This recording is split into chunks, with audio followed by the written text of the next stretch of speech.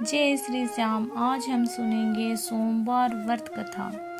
एक समय की बात है, किसी नगर में एक साहूकार रहता था।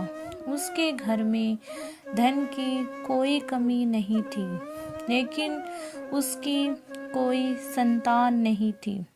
इस कारण वह दुखी था।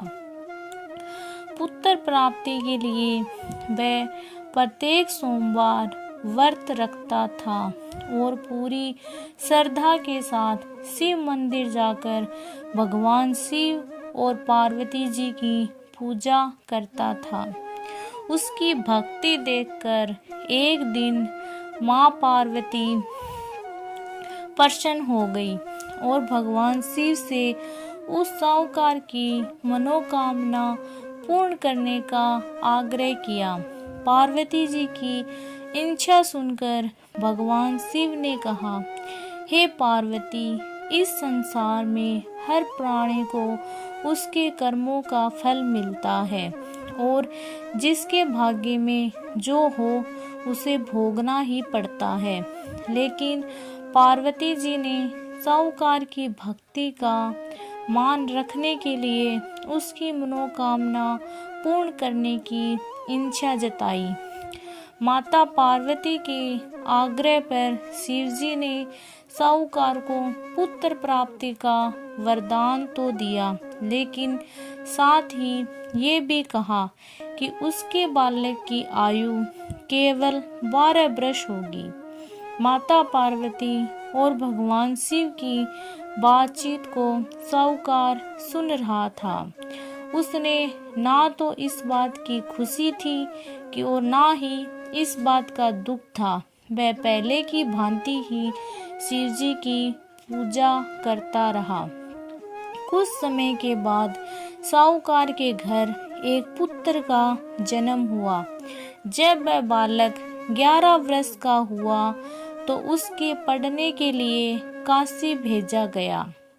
साहूकार ने पुत्र के मामा को बुलाकर उसे बहुत सारा धन दिया और कहा, तुम इस बालक को काशी विद्या प्राप्ति के लिए ले जाओ और मार्ग में यज्ञ कराना। जहाँ भी यज्ञ कराओ वहाँ ब्राह्मणों को भोजन कराते और दक्षिणा देते हुए जाना।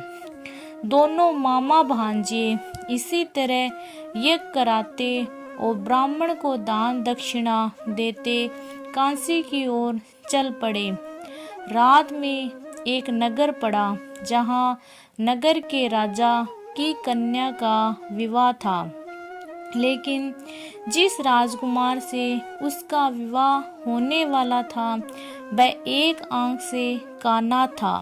राजकुमार के पिता ने अपने पुत्र के काना होने की बात को छुपाने के लिए एक चाल सोची।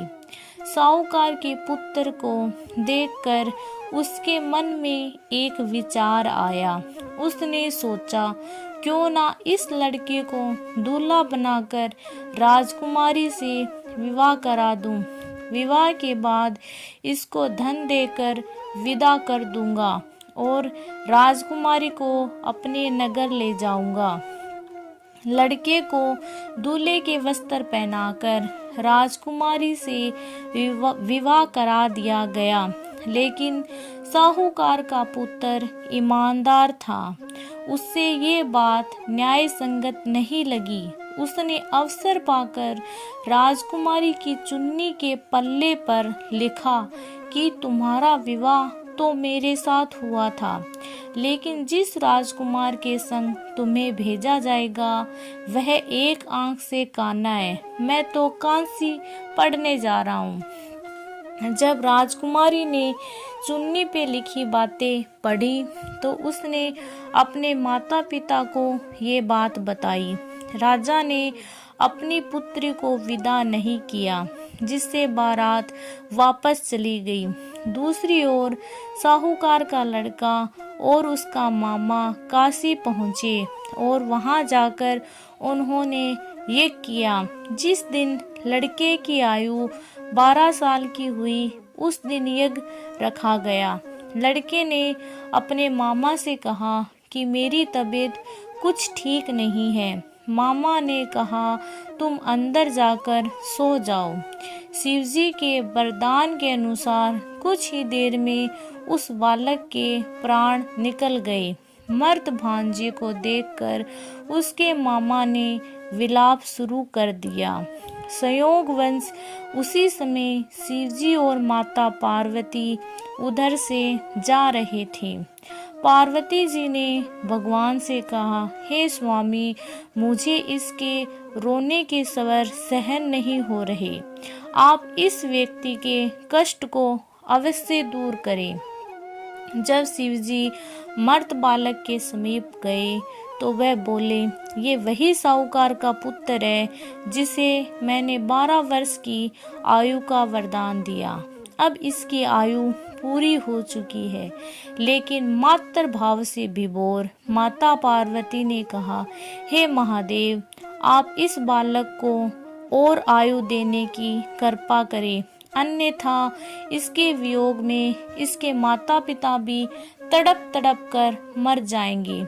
माता पार्वती के आग्रह पर भगवान शिव ने उस लड़के को जीवित होने का वरदान दिया।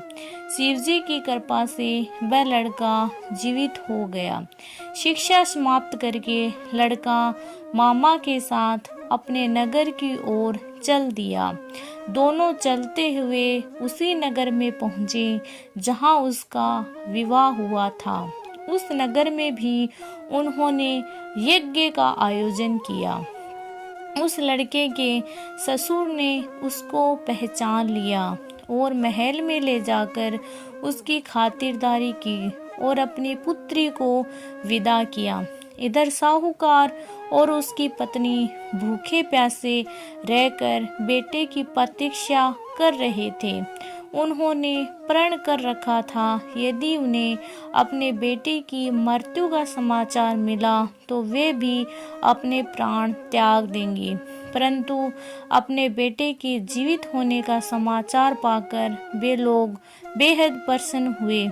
उसी रात भगवान शिव ने व्यापारी के स्वप्न में आकर कहा, हे श्रेष्ठी, मैं तेरे सोमवार के व्रत करने और व्रत कथा सुनने से प्रसन्न होकर तेरे पुत्र को लंबी आयु प्रदान की है। इसी प्रकार जो कोई सोमवार का व्रत करता है या कथा सुनता पढ़ता है, उसके सभी दुख दूर होते हैं और समस्त मनोकामनाएं पूर्ण होती है।